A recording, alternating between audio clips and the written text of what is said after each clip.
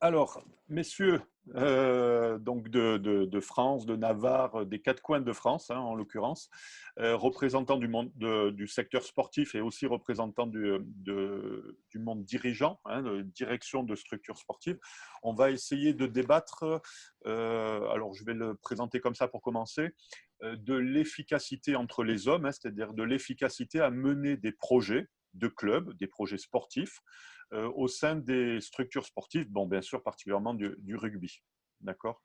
Avant de vous faire un petit tour d'écran pour recueillir un peu vos premières remarques et vos présentations, je voulais déjà aussi dire qu'on va parler certainement de représentation. Hein, donc, bien sûr, on parle de structure, on va parler d'organisation, on va parler de gouvernance.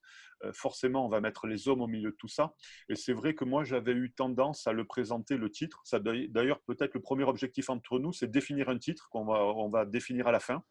Mais le premier titre que j'avais trouvé, moi, c'était celui de la valeur dans les relations interpersonnelles, hein, entre les différents acteurs d'un projet sportif, mettre la valeur au milieu de tout ça. Et quand on parle de valeur, Hubert, on en a déjà parlé aussi sur d'autres sujets, on parle de représentation. Et c'est vrai qu'on vient d'un monde du rugby où on a des représentations qui sont liées à notre pratique et on s'est construit des caractères liés à notre pratique.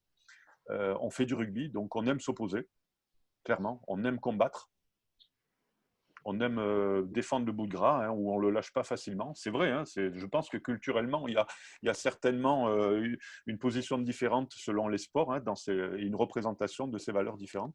Et ça aboutit à des constats qu'on va partager par nos expériences, des constats souvent de préservation de territoire, difficulté à être transparent, franc, partager les choses, se donner des choses, se faire confiance, se respecter, peut-être pas, on se respecte tous, mais en tous les cas, ça amène à des complications, je trouve, dans la gestion de projets. Des projets pour monter des structures d'entraînement, des projets pour monter simplement des projets sportifs, hein. Voilà, donc l'idée, c'est de partir de ce constat-là. Parlons de tout, d'orgas, de gouvernance, de management, mais aussi remettons les hommes au milieu de tout ça et essayons de nous améliorer pour mieux réussir nos projets rugby, quoi. Voilà. Voilà pour ma petite intro, hein, parce que le sujet est vaste. Alors maintenant, une fois que je vous ai fait ce petit cadeau, qui n'est pas empoisonné du tout, mais qu'est-ce que vous retirez de tout ça? Et si je peux me permettre, on va commencer le tour d'écran par notre invité nouveau, hein. On a Augustin notamment, mais Nadi, hein, si tu le permets, est-ce que tu peux te présenter et nous dire ce que tu attends de ce débat-là, s'il te plaît? Donc, merci. Donc, merci de m'inviter. Donc, Nadi Desrands, j'ai 59 ans. Je suis sur la région de Bordeaux pour le moment. Je vais déménager sur Lyon au mois d'août. Voilà, je suis marié, j'ai 3 enfants. Je suis plutôt dans le monde du foot, même si je travaille beaucoup avec le secteur du rugby. Alors, professionnellement, je gère une structure qui s'appelle Tact Management, qui est une petite structure. Je vais la décrire rapidement en deux activités. Une première activité où je fais un gros paquet. Je suis coach, consultant, formateur. Dans ces activités-là, je fais beaucoup de formations. Je travaille avec la Fédération française de rugby, de basket, de foot, notamment sur des formations de cadres, et en particulier sur la thématique du management et de la cohésion d'équipe.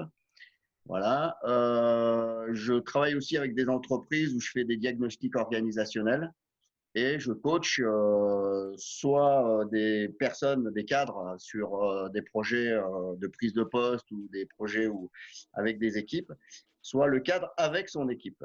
Voilà. Et puis j'ai un autre métier, je suis hypnothérapeute. Donc j'ai un cabinet d'hypnothérapie. Là, j'accompagne des personnes plutôt sur des problématiques personnelles, mais aussi dans le cadre du sport où je suis préparateur mental et notamment je suis depuis 5 ans membre d'une cellule à l'Olympique Lyonnais qui est une cellule d'optimisation des habiletés mentales qui accompagne à la fois les jeunes et les pros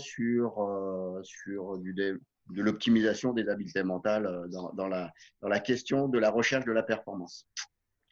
Voilà. Parfait. Qu'est-ce que tu comprends déjà du lancement de sujet et qu'est-ce que tu attends Alors, du débat? il y a beaucoup de choses et effectivement, l'efficacité du management, tu l'as introduit comme ça, l'efficacité du management. dans un club ou l'efficacité du management des hommes aujourd'hui.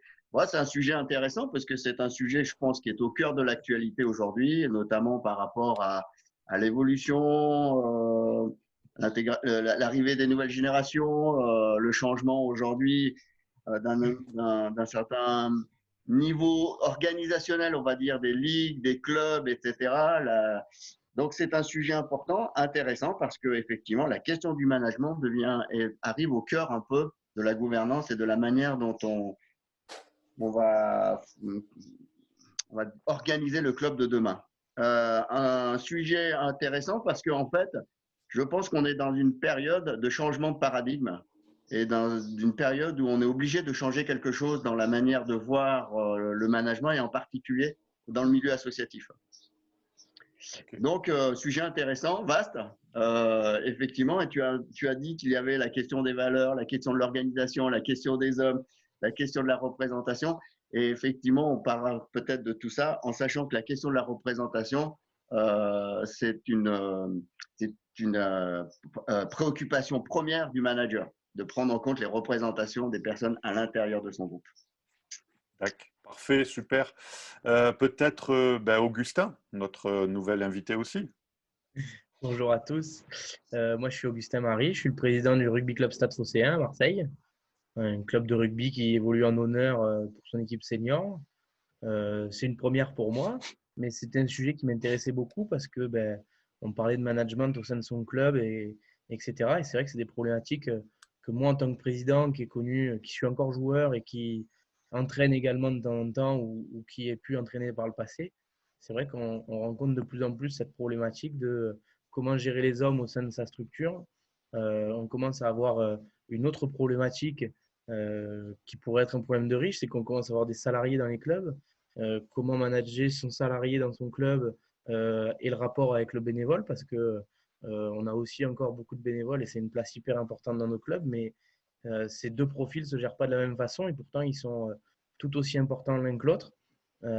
Et des fois, paradoxalement, le bénévole est encore plus important que ce que pourrait être le salarié dans certaines missions.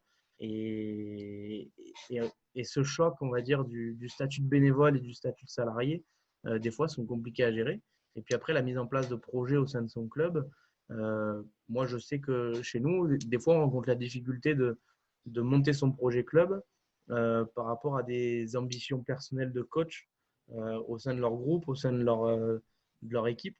Et faire coller le projet qu'on a envie d'avoir dans sa structure, qui est la ligne directrice des plus petits aux plus grands, et les volontés d'un coach qui a toujours envie d'être sur le haut de l'affiche, alors que des fois, on sera peut-être plus à la recherche sur une génération de formation ou autre, parce qu'on sait que derrière, on n'a pas forcément de quoi leur proposer la suite ou autre. Enfin, c'est des sujets qui sont intéressants et sur lesquels on a eu quelques questionnements, on va dire, au sein de mon club. Voilà tout. Parfait. Ravi de te voir, hein, Augustin, avec nous. Hein, ça fait plaisir. Augustin, c'est un grand personnage du rugby marseillais et provençal. Vraiment. Voilà. Parce que dirigeant jeune, mais extrêmement talentueux et compétent, tu fais du super boulot au Stade Phocéen. Bravo. Merci. Eh bien, écoutez, Jérôme, un représentant du sportif. Ouais, c'est ça. Alors moi, j'ai une partie où je suis analyste vidéo pour les espoirs à Brive et je fais des skills, des choses comme ça. Mais là, surtout, ce qui m'intéresse, c'est l'autre côté. Je suis responsable de l'école de rugby de Libourne, pas loin de Bordeaux. Un club qui, un temps, était en Fédéral 1, a mis la clé sous la porte et où on a dû tout recréer pour sauver un peu notre formation, pour sauver nos jeunes.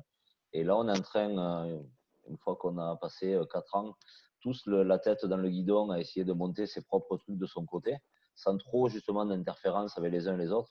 Mais aujourd'hui, on essaye de monter un projet où on essaye d'englober tout le monde, on essaye de sortir la tête de l'eau, de regarder un peu ce qui se fait dans les autres catégories, dans les autres secteurs du club. Et donc, on a essayé de monter un projet. Justement, au départ, on a pris toutes les composantes un peu du club pour essayer de monter ce projet-là et que toutes les composantes puissent donner leur avis. Parce qu'en fait, moi, ce qui m'intéresse surtout, c'est de savoir, de connaître les hommes en fait qui composent tout ça. C'est-à-dire qu'il ne faut pas toujours penser que celui qui est dans l'administratif, il est chiant parce qu'il ne veut pas nous lâcher des sous, parce que ceci, parce que cela. Il faut connaître son boulot. Il faut connaître son boulot. Et une fois qu'on connaît son boulot et qu'on connaît l'homme, ben, on va pouvoir comprendre un peu comment ça se passe et dans quel sens on peut aller. Et aussi, pour voir d'autres structures, beaucoup d'entraîneurs principaux des seniors que l'on va chercher parce qu'ils ont un réseau. Et donc, en fait, ils sont sortis de leur domaine de compétences parce qu'on les a voulu pour ça. Aujourd'hui, un mec qui a un grand nom, qui a un réseau, on le veut dans son club pour entraîner l'équipe senior, alors qu'en fait, il ne sera peut-être pas adapté. Parce que lui, derrière, l'entraîneur senior, on va lui demander de faire du recrutement. On va lui demander, il va demander un peu plus de sous. Il y en a même qui trouvent des partenaires pour venir entraîner. Donc, grosso modo, ils vont avoir une partie de leur salaire. Donc, en fait, on mélange tous les genres. Donc, quand tu disais tout à l'heure, c'était culturel. Je vois à qui tu penses au niveau entraîneur de Libourne qui trouve des partenaires et tout. Non, alors pas forcément, mais en effet, il y a des moments où on mélange tout. Où on mélange tout. Et donc, forcément, si on mélange tout, après, derrière, chacun ne reste pas à sa place et ne fait pas son taf. Et donc, c'est là où il commence à avoir des distinctions et c'est là où on s'oppose, en fait. C'est là où ça devient très compliqué. Quand on ne comprend pas ce que doit faire l'autre et quand on ne sait pas où c'est que s'arrête chaque frontière. Voilà ce que moi, je pense du sujet. Parfait. Hervé. Donc Hervé, moi je suis manager des seniors de Boulogne-Billancourt. On évolue en fête 3 et puis avec la fête au cadeau de cette fin de saison, on accède à la fête 2 l'année prochaine. Enfin, je vais pas. C'est mérité, c'est mérité. Je vais pas. Oui, on était premier national, donc c'est mérité. Mais bon, bref, on n'est pas là pour parler de ça. Sinon, on va parler du management de la fédération et là, c'est autre chose. Voilà. Donc voilà. Moi, non, j'en parlerai pas, Michel. J'en parlerai pas. Donc du coup, non, moi, ce que j'attends, c'est exactement ce que je rejoins Jérôme et Augustin sur leur sujet, c'est-à-dire la place de qui, la place du bénévole versus le salarié, comment on organise tout ça. Et le vrai sujet, c'est doit-on, peut-on, faut-il manager un club comme une entreprise? Bon, moi, j'ai ma position un peu sur le sujet. Sauf que derrière, le club doit quand même, l'association doit quand même avoir des résultats. Donc finalement, il faut un peu un moment contraindre sur cette base de résultats. Mais ces résultats peuvent être sportifs, comme aussi peuvent être de transmission, peuvent être de partage, de mixité sociale, ainsi de suite. Donc c'est comment manager un peu tout ça avec tous les hommes qui sont au milieu, qu'ils soient, quel que soit leur statut et aussi quels que soient leurs engagements, et en rajoutant un élément supplémentaire, comme le disait Augustin, qui est l'état de chacun, le coach, lui, qui veut plutôt briller pour revenir sur ce que disait Jérôme, pour être bankable l'année d'après, ou éventuellement la suivante. Non, mais tout ça se lie.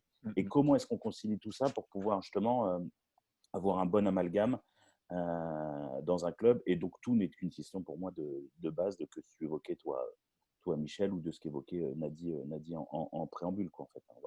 Voilà moi, mon échange sur le sujet. Et juste pour dire, moi, je suis l'interface en fait entre le président et le staff sportif, le staff vidéo et le staff médical en fait de nos seniors en fait. Voilà. Et donc je suis à fond dans ces sujets avec des bénévoles, des salariés, des pigistes. Voilà tout ça. Donc du coup, c'est toute la complexité de l'affaire. Voilà. En résumé rapidement. Avec une notion, alors peut-être qu'on ne pourra pas aborder aujourd'hui, mais de culture de club qui fait que, par exemple, on se connaît très bien, Hervé, vous avez la chance d'avoir des générations d'anciens joueurs qui sont passés dans le monde, qui viennent diriger le club maintenant, mais qui ont un vrai lien historique, en fait, et de compréhension déjà on dit l'écosystème du club de patin. Enfin, bon, en tous les cas, la transmission entre générations pour basculer d'une histoire à une autre et d'un cycle à un autre, c'est quand même quelque chose qui est parfois très dur à faire dans le club et que vous avez très bien fait, quoi. Et qu'on essaie de faire sur le management du club, donc le président et moi et ainsi d'autres, mais qu'on essaie de faire aussi sur des intervenants ponctuels avec des anciennes gloires, entre guillemets, de notre club, de la belle époque, qui, eux, viennent quand même faire quelques piges à titre bénévole pour accompagner toujours l'ensemble des catégories. Donc ça, c'est vrai que c'est une chose très importante pour moi et pour le club dans son ensemble, la transmission. Ouais. Okay, et les générations, quoi. Ouais. Parfait, super. Hubert, on te laisse clore le tour d'écran et puis des attentes. J'ai pas grand-chose à rajouter par rapport à ce que disait chacun des intervenants. Alors, moi, je parle d'une place différente, entre guillemets, parce que je ne suis pas investi dans un club particulièrement. Je suis à la base psychologue de formation, préparateur mental depuis peu, et j'interviens à titre bénévole en tant qu'éducateur rugby en milieu scolaire.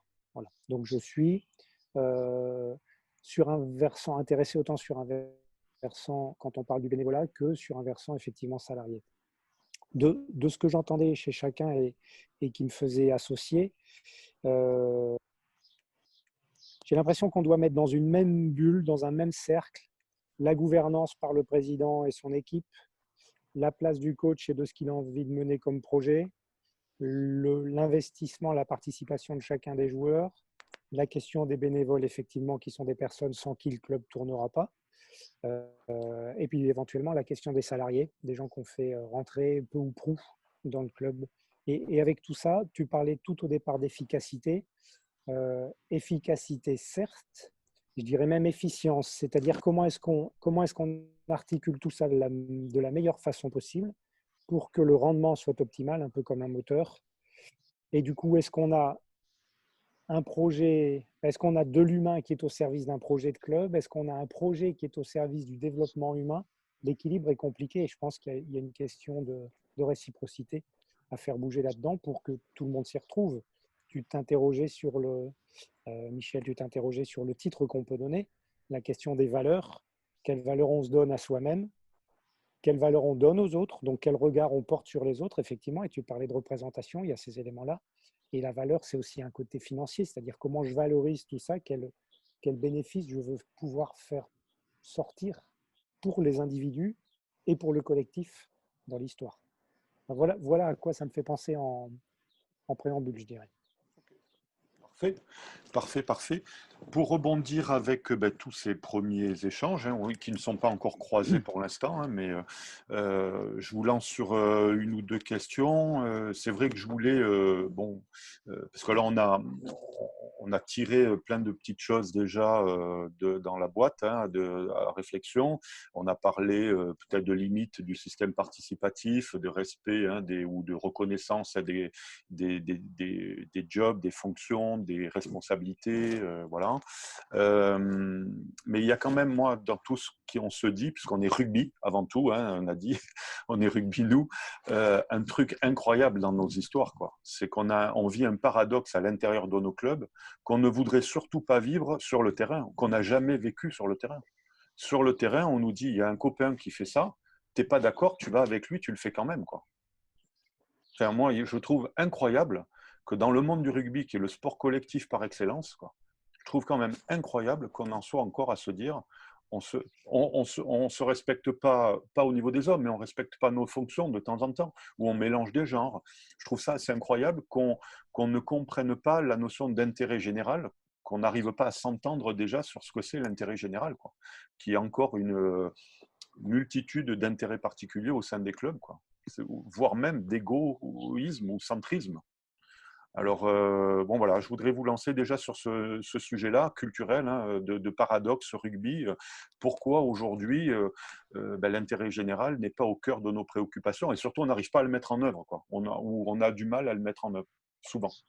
Donc voilà, intérêt général, comment on le construit, comment on se construit une vision commune de ça, comment on évite qu'il y ait des querelles d'égoïsme ou voilà. Comment on replace le contraire d'égoïsme s'appelle allocentrisme. Allocentrisme, c'est la capacité à travailler pour les autres, quoi. Avec, hein, mais pour les autres aussi, quoi. Donc, ouais, vas-y Hubert. J'aurais envie de dire, Michel, là, dans ce que tu dis, que du coup, là, ce qu'il faut, c'est mettre l'humain au service du projet. C'est-à-dire que chacun s'efface derrière un projet collectif qui est porté souvent par un président ou par quelqu'un qui a cette vision-là et cette culture souvent du club parce qu'il y a passé quelques années. Et du coup, théoriquement, on devrait avoir une articulation, au-delà d'une accumulation, une articulation des compétences de chacun pour porter le projet, et effectivement pour s'effacer derrière les petites dissensions qu'on peut avoir ou le fait qu'on ne soit pas complètement d'accord et tout, mais on veut faire avancer le club ou la structure dans ce sens-là. Là, pour le coup, on est sur l'individu qui s'efface au profit du collectif, théoriquement. Comment le faire? Quelle est l'étape préalable, l'étape initiale de tout projet, hein, de quelque nature ce soit, hein, on voit les choses en grand ou en plus petit, mais c'est quoi l'étape préalable? Je pense, pardon. l'apéro. Non, mais il faut se mettre autour d'une table, boire un coup, être au moins lié là-dessus. Et puis après, effectivement, il y a des réponses plus sérieuses. Tu allais prendre la parole, vas-y. Non, mais alors ça va dans ce sens-là, c'est-à-dire qu'il faut faire participer pour moi un maximum de personnes dans le projet. Il ne faut pas que le projet il s'impose au club. C'est pas moi tout seul dans mon coin qui vais aller faire un projet, qui arrive avec mon projet, qui le pose sur la table et qui dit regardez, la vérité elle est là. Parce que fatalement tous les égos qu'il y a à côté, s'ils acceptent ça, ils tombent par rapport à ton propre ego, à toi, celui qui a posé le projet. Donc, si déjà il n'y a pas une concertation entre tout le monde et que tout le monde arrive à porter ça, et puis après, il faut que chacun dans le projet, qu'il y en ait suffisamment qui a envie de s'effacer pour les autres, pour que la vague, elle submerge les autres. S'il n'y en a pas suffisamment, ça ne peut pas marcher. Pour moi, ça Être peut un pas. peu l'avocat du diable parce que, bon, on n'est pas, Ouais. pas les perdreaux de l'année non plus. Et puis, on essaye de faire semblant de temps en temps d'adopter des bonnes pratiques, des bonnes méthodes, hein, où parfois on y arrive. Mais bon, le système participatif, on connaît. La façon de faire participative, on a tous mis du monde autour de la table dans un club à un moment donné pour quelque chose. Je crois. Le cadre, on l'a, enfin, ou l'envie, on l'a. Mais pourquoi parfois ça ne marche pas? Qu'est-ce qui manque dans l'étape préalable pour que Moi, j'ai envie de dire, comme tu dis, pour que ça crée vraiment du positif, quoi. je vais partir sur une autre orientation. Je pense que, bien évidemment, je trouve que partager un projet commun tous ensemble et qu'il soit partagé, que tout le monde s'aligne sur ce projet, je trouve que c'est nécessaire. Mais je pense qu'au-delà de s'effacer, je pense que ce qui peut être intéressant, c'est que de trouver chacune, au lieu de parler de s'effacer, tu vois, mais que chacun trouve qu'on arrive dans ce projet, que chacun trouve un rôle où il ne sera pas justement effacé du coup, pour le coup, où il aura un rôle de je mets ma pierre à l'édifice. Et pour le coup, ça fait aussi partie du projet de dire il faut qu'on puisse montrer tous ceux qui ont mis une pierre à l'édifice et qui participent et qui avancent dessus.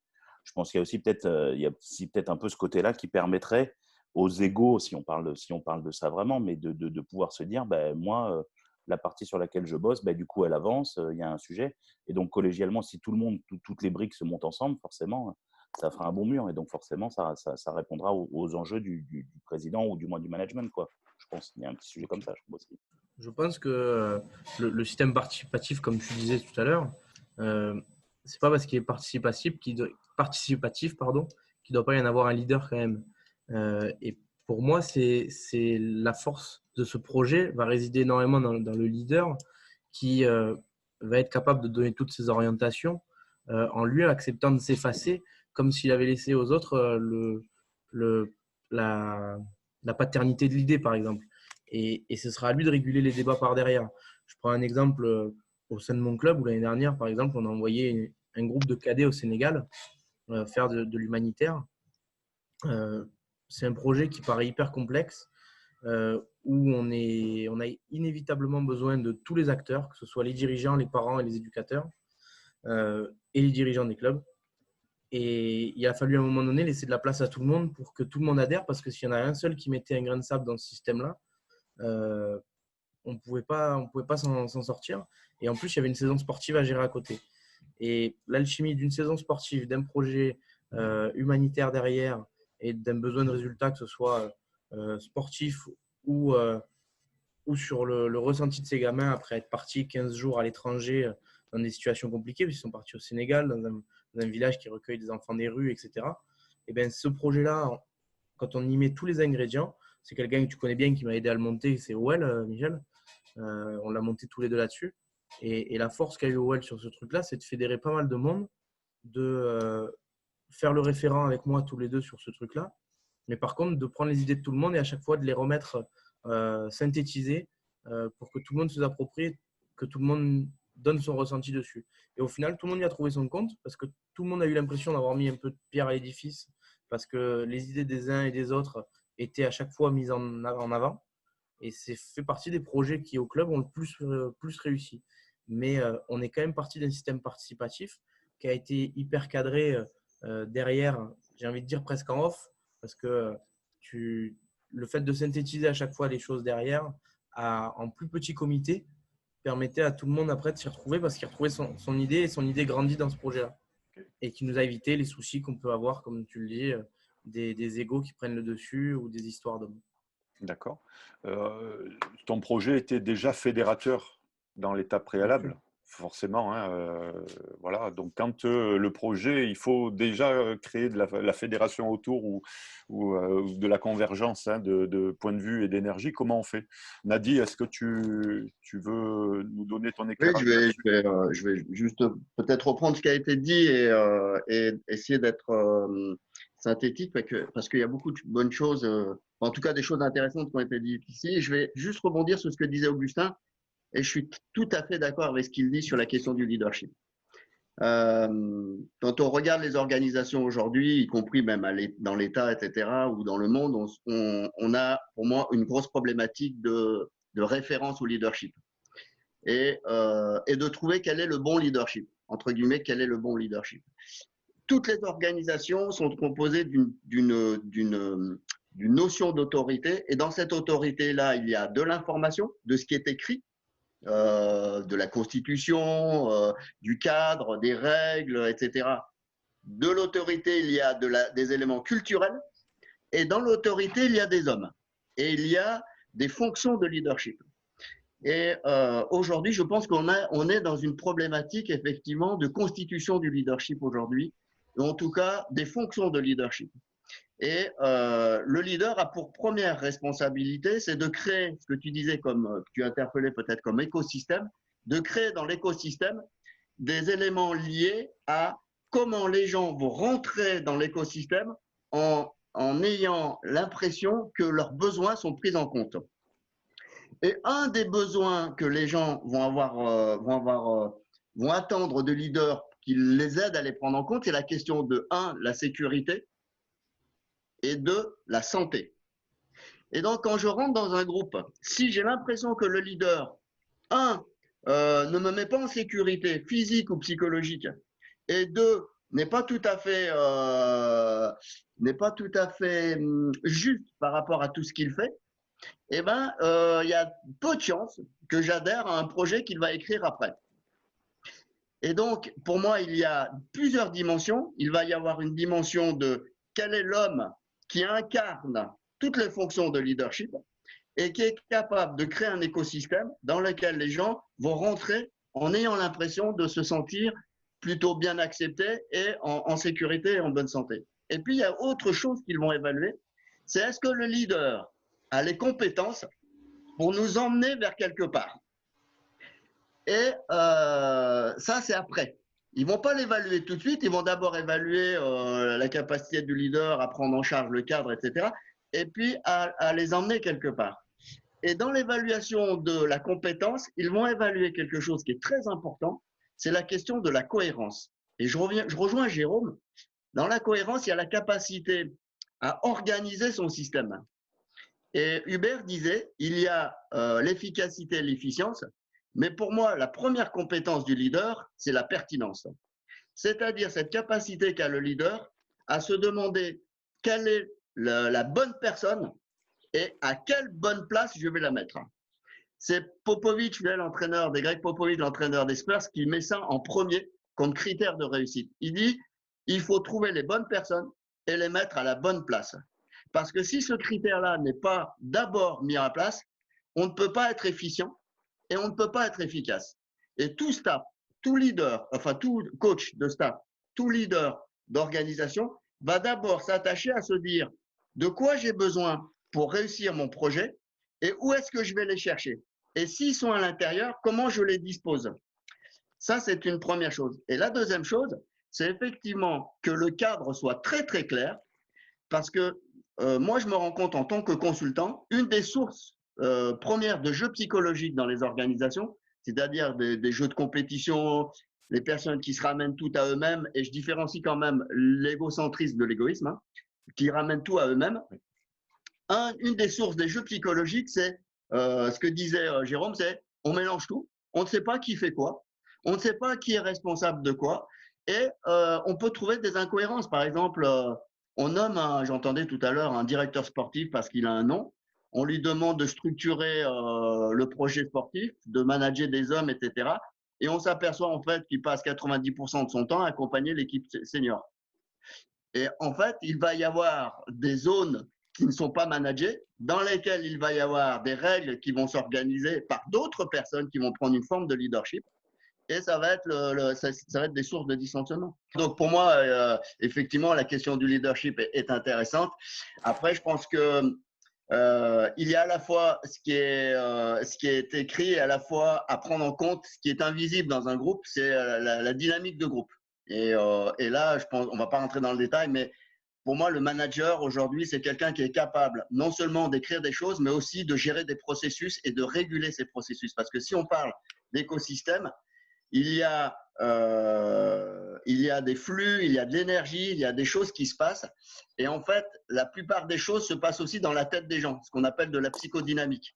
Et donc, quand on parlait de représentation, vous parliez de représentation tout à l'heure, la psychodynamique, c'est comment les gens modifient leur représentation pour intégrer les éléments du groupe. Le projet de groupe, la vie du groupe, etc. Et pour moi, alors je terminerai là-dessus, tout à l'heure, tu parlais d'aspect culturel. On se trouve, pour moi, dans un moment où les clubs, comme ils sont en difficulté pour élaborer des projets par rapport à l'environnement qui bouge, on ne sait pas trop les injonctions de la Fédé, bon, etc., tout ce qui est à mettre en place, comme ils sont un peu en difficulté par rapport à ça, ils se recroquevillent sur les aspects culturels. Et les aspects culturels, c'est l'équilibre, c'est l'identité du groupe. Mais parfois, elle n'est plus en phase avec l'environnement. Elle n'est plus en phase avec le changement. Et c'est ce qui peut un peu créer les résistances au changement. C'est ce qui peut faire que parfois, c'est un peu plus compliqué. Et l'idée, c'est de travailler sur un projet pour que le projet, notamment les valeurs, tu parlais tout à l'heure, puisse s'infuser progressivement dans la culture. Et ça demande du temps, ça demande un management sain, ça demande de la compétence, etc. Et ça demande effectivement, comme disait Augustin tout à l'heure, peut-être un accompagnement des lignes managériales, c'est-à-dire des responsables de catégorie, des responsables de projet, bon, etc., etc. Voilà ce que je voulais dire par rapport à toi. Parfait, parfait. Tu viens d'aborder, on vient tous ensemble de dégager des pistes de réflexion et tu viens de nommer moi une piste que j'aimerais creuser avec vous. Bon, j'ai des petites idées, je ne les fais pas toujours passer, mais ça me semble assez fondamental de parler de la reconnaissance de compétences dans un monde, notamment celui du rugby, qui est un monde qui évolue vite, beaucoup, mouvant. Bon, c'est pas très stable sous nous, bien évidemment, mais partager une vision, se fixer des objectifs de performance, des objectifs de projets sociaux, des objectifs de développement de structures, d'infrastructures et tout ça. On peut définir des cadres, on a les méthodes pour ça, mais si à l'intérieur, comme tu le disais, on n'arrive pas à reconnaître la compétence au bon moment, à la bonne place, etc., ça marche moins bien. Donc j'ai envie de vous interroger là-dessus, comment du début d'un projet jusqu'à la validation des objectifs ensemble, on arrive à reconnaître les compétences, en fait, et se reconnaître et les respecter, en fait. Est-ce qu'il n'y a pas une difficulté dans notre monde spécifique du rugby à ça, peut-être lié au passage de génération aussi, peut-être lié aux cultures, voilà. Aujourd'hui, le rugby, il n'est plus aussi simple qu'avant. Il devient multifactoriel dans plein de sujets. Le terrain, mais pas que.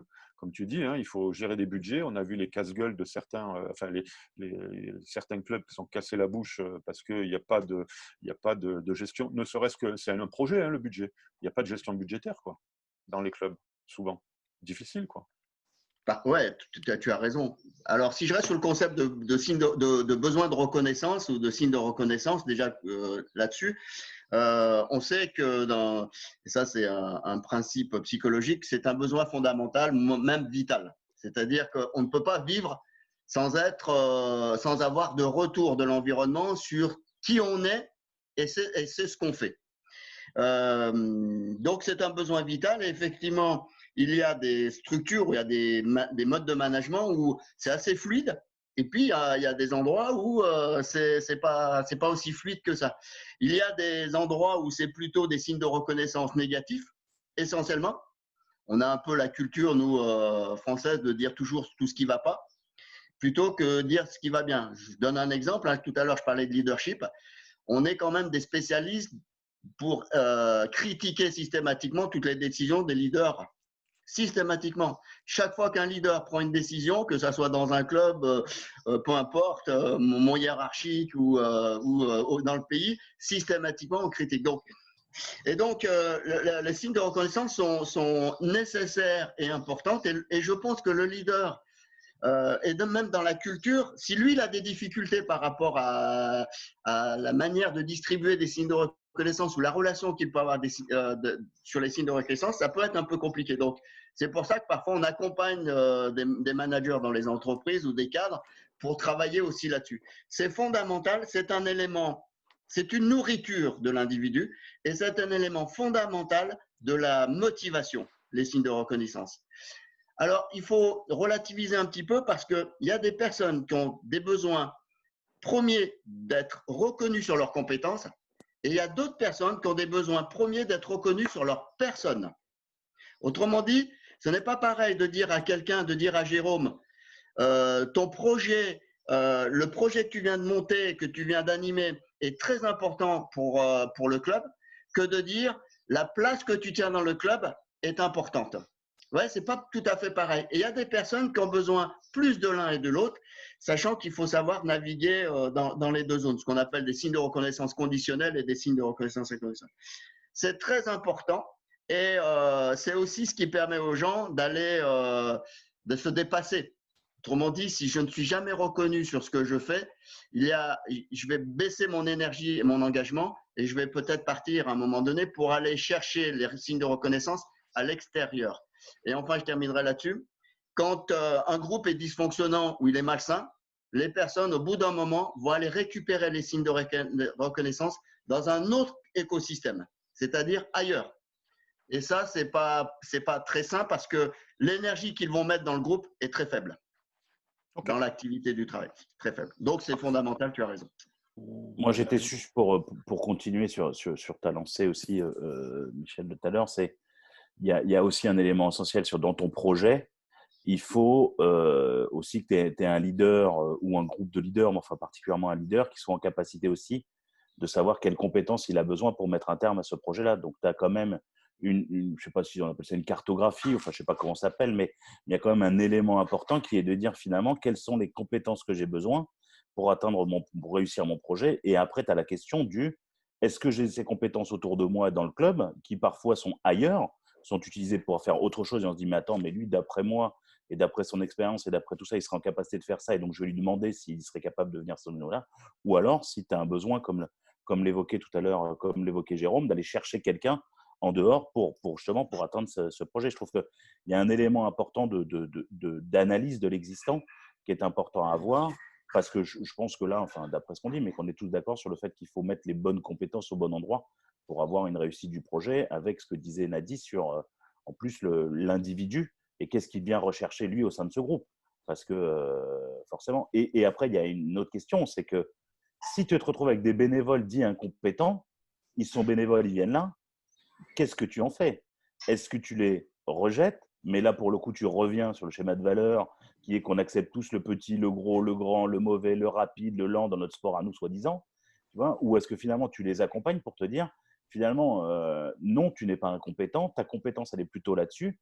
Et finalement, et on le sait bien, nous tous autour ici, là, c'est-à-dire autour de la table, du moins autour de nos écrans, que porteur d'eau, accompagner les groupes, ainsi de suite, qui peut paraître comme juste un type qui prend des bidons et qui va mettre de l'eau, est vraiment une compétence parce qu'il va t'amener quelque chose par son position au sein du groupe, par sa position au truc, et finalement, tu peux trouver une place pour tout le monde, quoi, comme on le trouve tous depuis la nuit des temps sur notre sport, qui est de dire que tous les profils ont une position sur un club, du moins au moins amateur, quoi, mais au moins, voilà. Donc ça, c'est l'information voilà, c'est l'élément que je voulais apporter à tes éléments, Michel.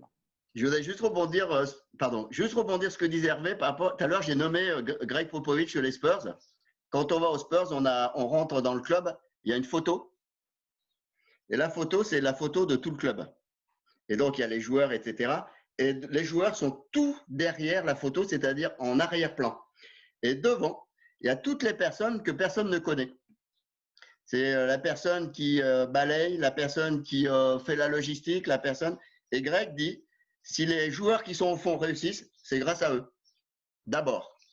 Et c'est pour dire, par rapport au signe de reconnaissance et la place ce que tu disais, Hervé, des gens qui sont là. Ça me paraissait une bonne représentation de ça. Voilà. Exactement. Alors ouais, dans un club où il y a des professionnels, parce que dans un club où il y a que des amateurs, il y a des bénévoles qui des fois n'ont pas les compétences et veulent aller à des endroits où ils n'ont pas les compétences. Oui. Donc le monde du bénévolat j'aime bien ces phrases-là toutes faites, toutes jolies, toutes magnifiques. Oui, c'est le monde idéal. On s'aperçoit aussi que des fois, il y a des mecs, c'est des verrues quand même, hein. Et que quand tu lui dis oui, ta compétence, elle est là, et en effet, tu es compétent pour ça, et lui dit non, non, moi je suis compétent pour ça là. Non, c'est pas possible, hein. Voilà. Qu'est-ce Des que fois, tu ça fais arrive avec aussi ça, quand même, hein. Oui, tu Et as qu'est-ce raison, que tu fais avec Jérôme. ça? Mais Voilà. tu essayes. Pour moi, il faut que dans un club, il y ait des cadres. Il y ait des cadres et il y ait des peintres.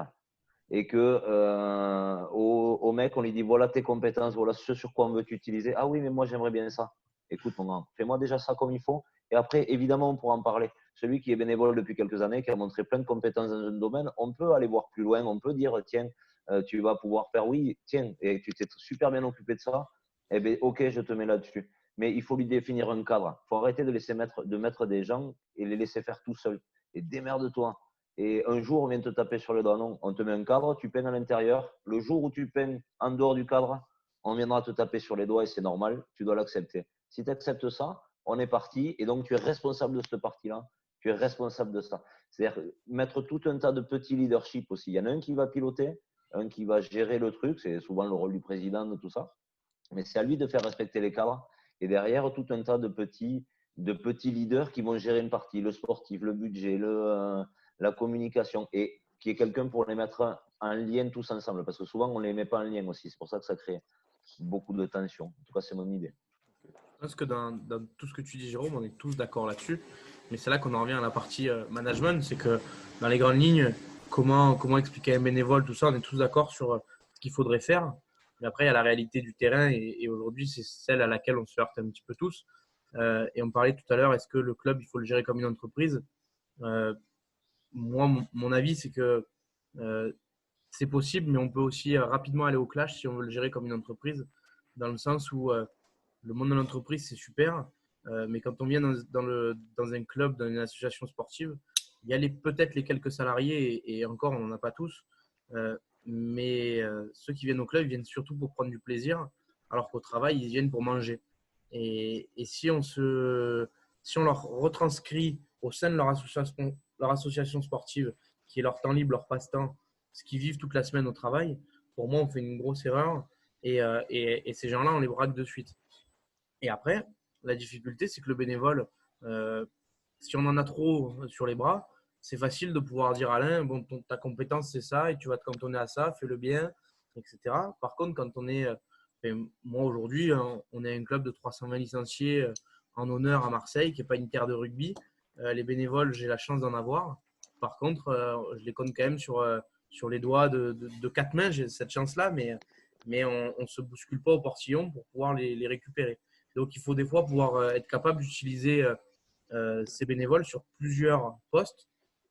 Et le management, il réside en savoir les utiliser sur leurs compétences, peut-être sur deux postes différents, ne pas trop les surcharger, mais surtout ne pas se les braquer parce que derrière, même s'il le fait à moitié bien, ce à moitié bien que je n'aurai pas quand tu ne seras plus là, je ne saurais pas par qui le remplacer. Et des fois, c'est la complexité de ce truc-là, quoi. Mais tu vois, Augustin, juste un truc, est-ce que tu connais beaucoup de clubs où on a fait un projet pour savoir comment on trouve des bénévoles, comment on les gère, comment on les forme? Tu vois, moi je dis souvent, moi à l'école de rugby, je fais des réunions tous les mois pour former les mecs, parce que quand tu les formes, tu les fidélises, parce que justement ils prennent de la compétence et ils ne se trouvent pas dépassés par ce qu'ils font, et donc c'est pour ça que tu vas les fidéliser. Quand c'est qu'on le fait avec des bénévoles? Quand c'est qu'on le fait avec des dirigeants? C'est rare. Il y a des clubs qui le font évidemment, mais moi, par exemple, je me bats pour dire on a des parents référents nous, au niveau de l'école de rugby. Jamais on va les voir, jamais on va leur faire une formation, leur expliquer ce qu'ils vont devoir faire. Le nombre de parents qui viennent te voir sur un tournoi et qui te disent est-ce que tu peux t'aider à remplir les feuilles de match et tout? Ah non, le temps que je t'explique comment on fait, va me remplir les gourdes plutôt, va me faire ça. Alors que si on avait pris un peu de temps, un petit apéro comme disait Hubert tout à l'heure, un petit truc où on va réunir les gens, les bénévoles, où on va essayer de les accompagner Et là, on pourra les gérer et les mettre à leur bon endroit de compétence. Je pense beaucoup plus. Mais ce qui est Je suis assez. entièrement d'accord avec toi parce que on trouve toujours des intervenants sportifs. Tiens, j'ai un problème sur la touche, on sait toujours chez qui aller chercher pour venir faire une séance sur la touche. Ton entraîneur de la catégorie, il est super content parce qu'il a fait venir Pim Pam Poum, qui est le génie de la touche en Provence. Et tout le monde se sent gratifié de cette venue. Mais je te rejoins sur les éducateurs. Et aujourd'hui, c'est quelque chose d'hyper important. Et que après, j'ai l'impression de parler que de moi, mais je suis aussi élu au comité départemental des Bouches-du-Rhône. Et c'est quelque chose qu'on essaye de mettre en place parce que on s'est aperçu de ce manque-là. Aujourd'hui, expliquer à quelqu'un comment on fait une feuille de match, c'est rébarbatif, c'est pénible, ça fait rêver personne. Expliquer que savoir réserver le bus pour qu'il arrive à l'heure et lui faire une feuille de route pour que personne soit laissé au bord du chemin, ça fait rêver personne non plus. Mais toutes ces choses-là, c'est ce qui vient mettre de l'huile dans les rouages et ce qui fait que ta saison, elle se passe super bien. Et on trouve toujours du temps pour faire de la formation éducateur, tu as entièrement raison. Et pour trouver des intervenants pour venir faire le dirigeant dans un club, c'est hyper compliqué. Et surtout, chacun a sa vision et sa manière de faire passer les choses. Alors que le rugby, il est quand même assez universel, entre guillemets. On arrive toujours quand même à se retrouver sur certains points. Mais c'est vrai que c'est quelque chose d'hyper important. Ça, je suis d'accord avec toi. Dans le projet du club, donner une part de place aux bénévoles et à cette tâche ingrate que pourrait être tout ce qu'on vient de citer, c'est hyper important. Et ce qui est juste pour rebondir aussi sur le sujet, c'est je pense que c'est un constat assez amer que tu évoques là, et je pense qu'on est tous d'accord pour dire que, en effet, si on devait mobiliser les bénévoles autour de ces explications, de bonté de compétences, ainsi de suite, Jérôme, que tu évoques, je pense qu'à mon avis, en plus, le pire, c'est que je suis convaincu que ça plairait et que les gens adhéreraient. Donc, c'est assez terrible, mais en effet, c'est un constat amer de se dire qu'on le fait peu ou peu de clubs le font, ainsi de suite, alors que ça pourrait être super intéressant. Et autre chose, Augustin, pour juste remonter le moral, j'arrive à trouver des gens qui kiffent de réserver des bus parce que c'est leur truc, parce qu'ils ont pour revenir sur ce que disait Nadi, parce qu'eux, ils sont plutôt sur l'intérêt collectif et de dire j'ai mis ma pierre à l'édifice en réservant le bus, tu vois, ou même en faisant les comptes. Tu vois, donc, si tu veux, je pourrais te donner leur numéro de téléphone pour te rassurer. Mais comment tu reconnais leurs compétences et comment tu la valorises? Comment ils se sentent appréciés pour ce qu'ils font, en fait? C'est ça le truc. Après, on est sur les éléments basiques, pour revenir sur ce que disait Hubert, hein, de valorisation, de reconnaissance et systématiquement d'annoncer. Et juste un merci parfois suffit. Un coup de fil, un petit truc. Comme disait Nadi, selon les personnalités, reconnaissance de la personne ou reconnaissance de… Oui, oui. Mais généralement, celui qui aime réserver le bus, ça c'est un constat, peut-être que je fais un peu rapidement, ou qui est un peu fan de gestion, s'attend pas à être dans les tabloïds ni dans le middle tous les lundis.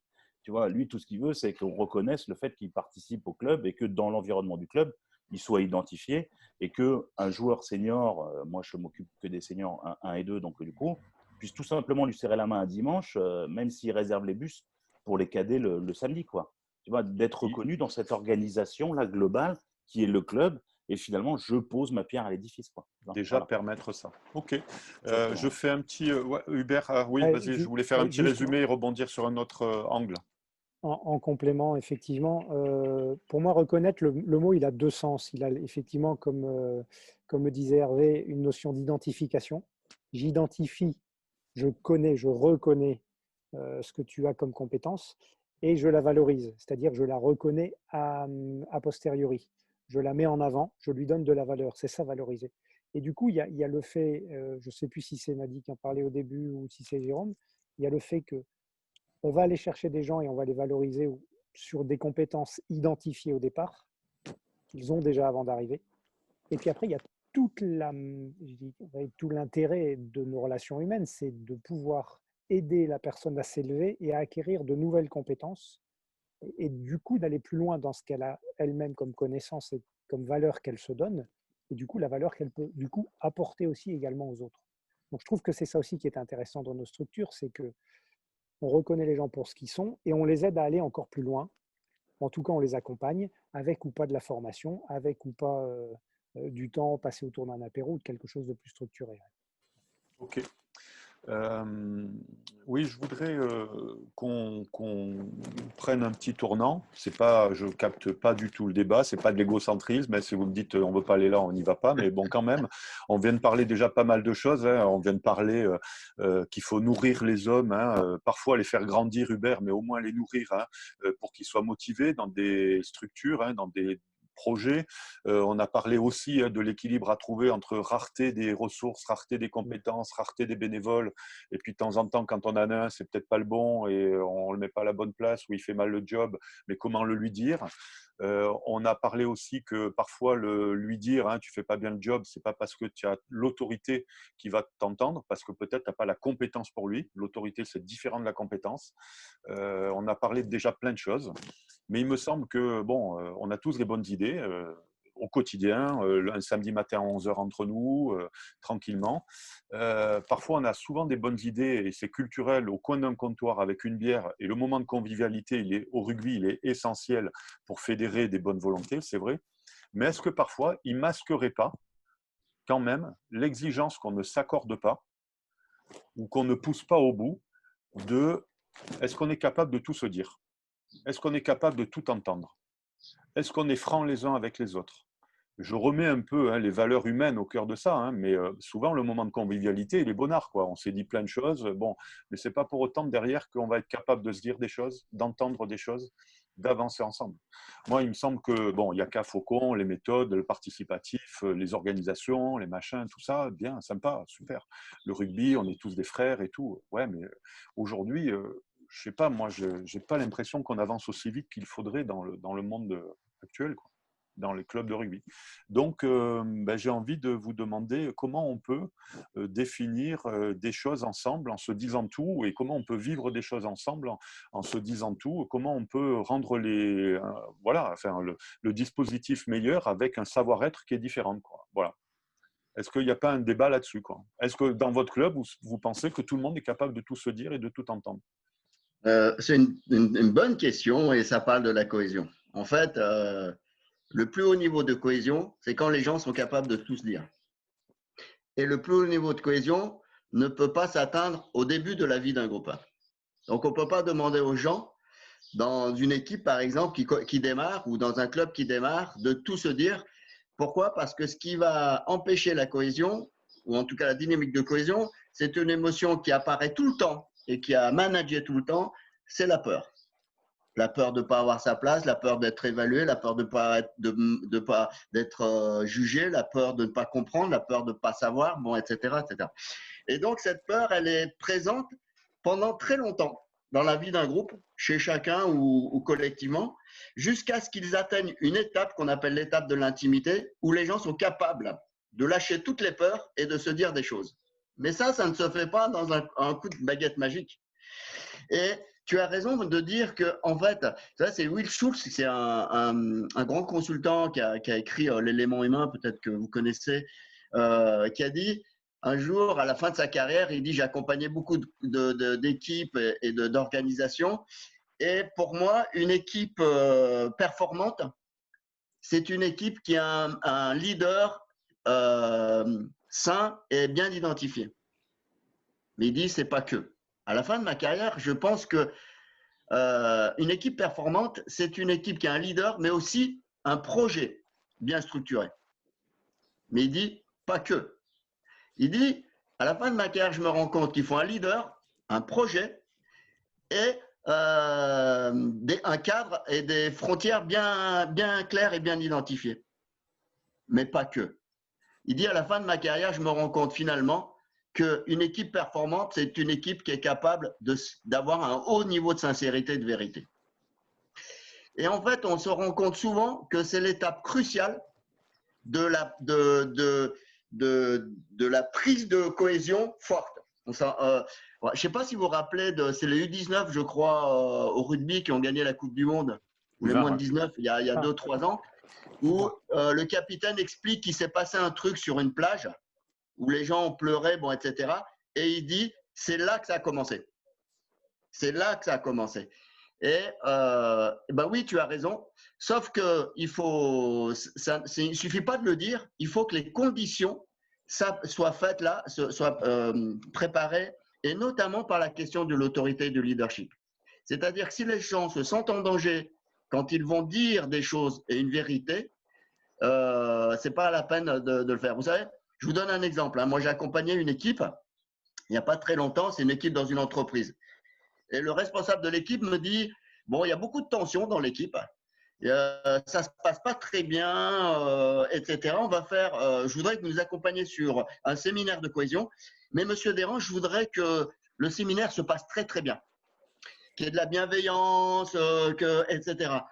Et en fait, en l'écoutant à la fin de sa demande, je lui dis, en fait, vous voulez que j'organise un stage de cohésion pour reproduire ce qu'ils font dans les couloirs. En fait, tout le monde dit que ça sent le poisson pourri et personne ne veut parler du poisson pourri. Tout le monde parle de l'odeur et vous voulez reproduire ça. Et donc, il dit, non, non, je voudrais qu'on parle des choses, mais et je lui dis, si les conditions ne sont pas prêtes et si vous n'êtes pas prêt à entendre des choses, ce n'est pas la peine de faire ça parce que ça va mal se passer. Donc, effectivement, il faut que les conditions soient prêtes et en particulier dans la zone de leadership. C'est-à-dire que le leader doit être capable d'entendre des choses et des choses en vérité sur ce qu'il est, sur ce qu'il fait, etc., mais aussi sur la vie de l'équipe. Et donc, il doit être capable d'avoir un diagnostic de son organisation et d'entendre des vérités et de lui dire des vérités. Voilà ce que j'ai juste à dire, papa. Je vais lancer la dernière séquence là, de la visio, donc en donnant la parole à tout le monde, hein, avec un peu de confort, comme ça on aura le temps de se dire les choses, parce que tu parles d'étapes d'intimité qui se construit avec le temps, hein, c'est de l'expérimentation, c'est du vécu, c'est certainement de la durée du temps de parole, du temps d'échange ensemble, est-ce qu'on a suffisamment parlé, etc.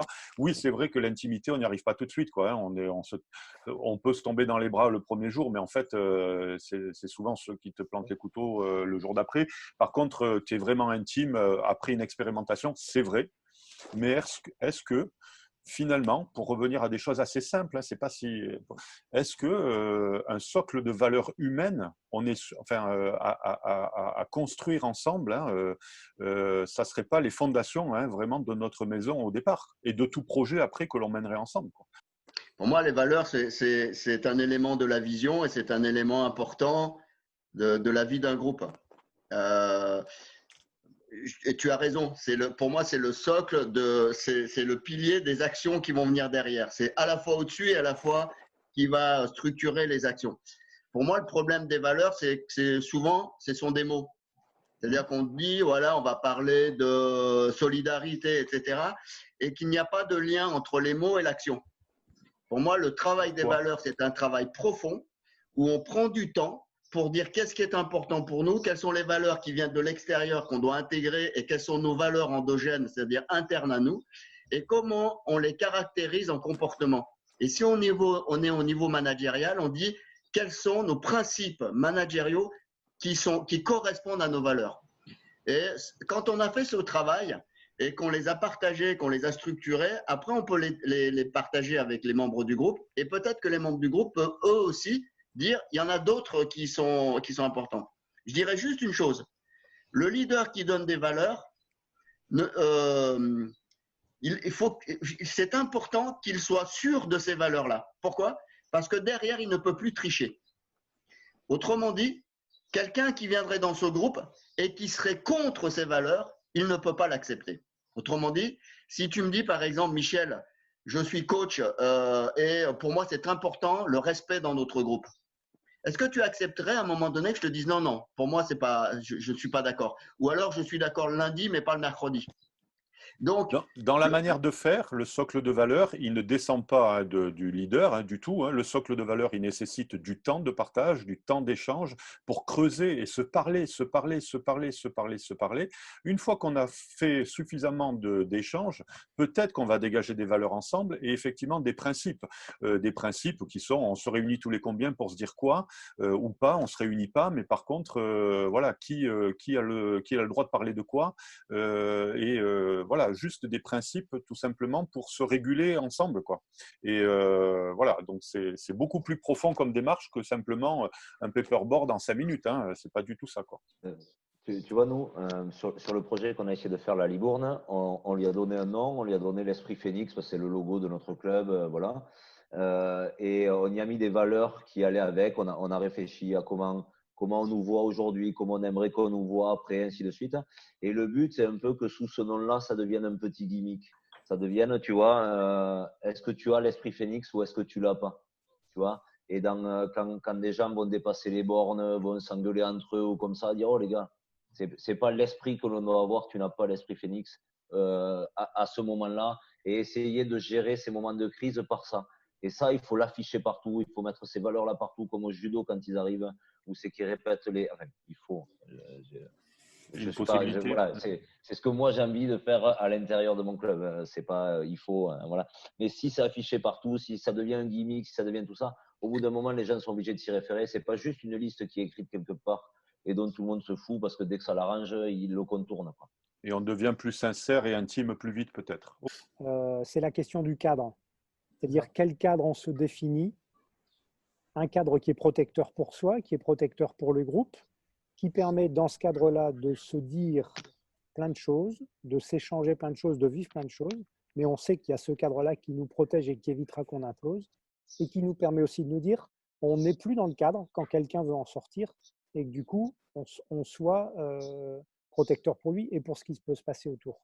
Si on définit ce cadre-là correctement, on peut se dire plein de choses, y compris pour les bénévoles qui étymologiquement, et le bénévole, c'est celui qui est plein de bonne volonté, qui veut bien, mais ça ne veut pas dire effectivement, comme tu disais tout à l'heure Michel, qu'il ait les compétences.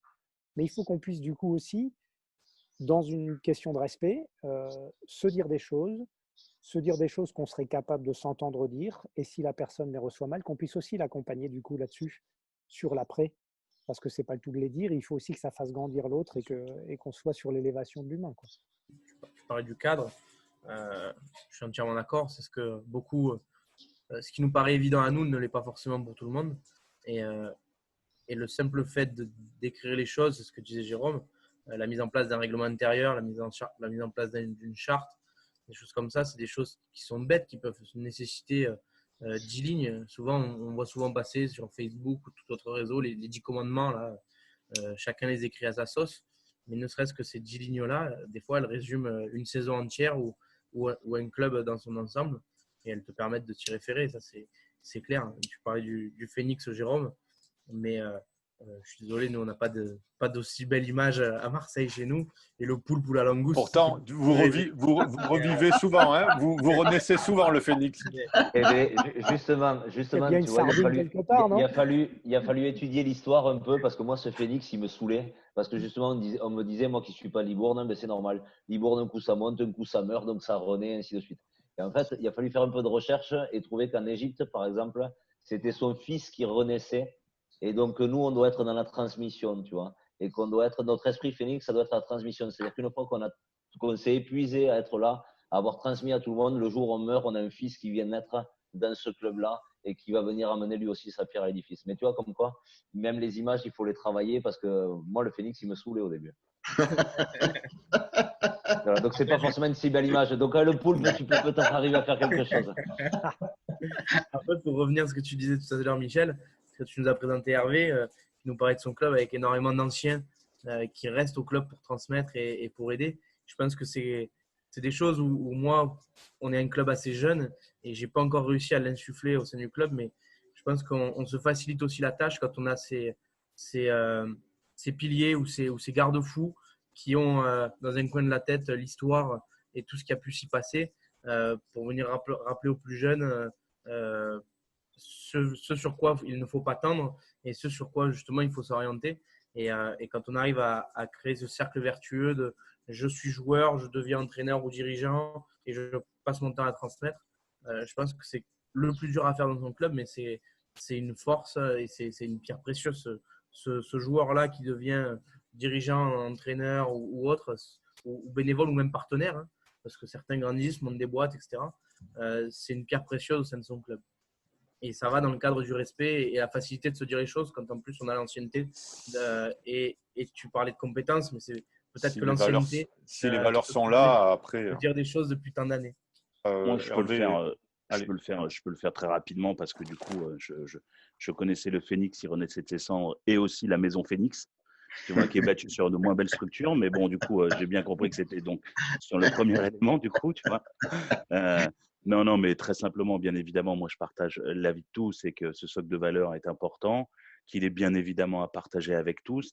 Et j'appuierai ce que disait Nadi, c'est qu'il ne faut pas faire pour le coup un seul écart vis-à-vis de ça, quoi. C'est-à-dire que du coup, il faut que le management, ainsi de suite, quand on parle de valeurs et que quelqu'un ne les respecte pas, alors bien évidemment, il ne faut pas aller tout de suite dans l'expédition punitive forcément, mais immédiatement expliquer en disant ça ne va pas se reproduire deux fois. Soit tu es chez nous et tu partages ça, et du coup on va t'apprendre, on va t'expliquer pourquoi, ainsi de suite, et tu vas y adhérer. Mais si tu n'y adhères pas d'ores et déjà aujourd'hui, ne reste pas. Et ça, c'est quand même assez compliqué quand il s'agit d'un manager, quand il s'agit d'un joueur, d'un entraîneur, d'un bénévole, de lui dire écoute, non, au revoir, quoi. Tu vois, nous, c'est fondamental pour nous. Et ça, je trouve que c'est primordial, une fois que cet exercice a été fait, qui a été construit, de pouvoir l'appliquer, quoi. Voilà, moi, je finirai sur ce sujet-là. Ça s'appelle le courage en rugby. Exactement. On en a, non? Ça s'appelle le courage. Donc, on laisse conclure Nadi, on te laisse le mot de la fin. Moi, vraiment, je vous remercie encore, qualité de l'écoute, hein, qualité des échanges, déjà, c'est bien. Allez, si je peux me permettre, je vous invite juste à réfléchir chacun de notre côté. Hein. Nadi a parlé de ça, du niveau de sincérité dans notre club. Niveau de sincérité. Au-delà des méthodes, des cadres, des organes, des gouvernances, des machins. Bon, apparemment, c'est une pierre essentielle pour réussir des projets ensemble. Est-ce qu'on est sincères les uns avec les autres? Nadi, je te laisse la parole de fin et je remercie tout le monde, les garçons. C'était bon art au possible, donc au plaisir de vous revoir très vite dans la vraie vie. Plaisir, Michel. Merci, je vais juste faire deux, trois mots. Je trouve qu'ici, il y a toutes les bonnes solutions pour pouvoir repenser le management et tout ce qu'on s'est dit. Si on arrivait à en faire une synthèse, je pense qu'on pourrait monter un cabinet de consultants ou de formation pour accompagner les structures. Ce qui me paraît important aussi, c'est de penser que les dirigeants, pour la plupart, ou les cadres, pour la plupart, quand ils sont en poste, font ce qu'ils pensent être le mieux aujourd'hui. Ce n'est pas facile et c'est très compliqué. On parle de complexité de l'environnement, de complexité managériale, de complexité liée à des systèmes qui sont en transformation. Et je pense que plutôt que d'être toujours dans la critique ou dans l'opposition ou dans les décisions ne sont pas bonnes, ça serait plutôt comment je peux aider aujourd'hui les cadres et les dirigeants qui prennent des fonctions de responsabilité dans les organisations ou les clubs. On peut les aider à justement travailler sur cette gouvernance parce que moi, quand j'accompagne des structures, je vois des acteurs qui sont toujours dans le négatif et ils ne se rendent pas compte que plus ils font ça, plus ils se mettent en difficulté eux et plus ils mettent en difficulté le manager. Donc, pour moi, c'est plutôt avoir cette logique-là, aider les managers et les dirigeants à être dans le mouvement de comment on arrive à transformer les clubs aujourd'hui et à faire en sorte que ça soit des clubs qui soient plutôt en bonne santé parce qu'il n'y a pas de bonne solution aujourd'hui. Il y a des solutions et il faut construire ces solutions qui peuvent être un peu communes, mais aussi très spécifiques. À Libourne ou à Marseille, c'est peut-être pas tout à fait le même contexte et la même chose. Voilà, je trouve que les solutions… On fait du rugby, Nadi, sur le terrain, on revient à ce qu'on se disait au début, on est au soutien d'un porteur de projet ou d'un porteur de balle. Donc, c'est important. Exactement. De manière positive. OK. Vas-y, Nadi. Pardon. Et puis, je dirais, tout ce qui a été dit là sur cette capacité à créer des processus pour les gens, pour que les gens se disent des choses, pour créer des temps où les valeurs vont se construire, des moments de régulation, construire des cadres, c'est très important et pouvoir les maintenir, ces cadres. Tout ça, ce sont des éléments essentiels du leadership et de la question de l'autorité, mais aussi pour faire en sorte que les gens aient encore envie de venir, de s'impliquer, de s'engager et encore envie de monter des projets pour le rugby et notamment pour le rugby de demain. Voilà. Merci pour ta conclusion. Merci les garçons, à tout le monde. Bon apéro à tous. Merci pour ton invitation. À très vite sur les terrains. On croise les doigts. Vite. Merci. Ciao, très vite. Merci à tous. Ciao. Salut Hervé. Ciao. Salut Nadi.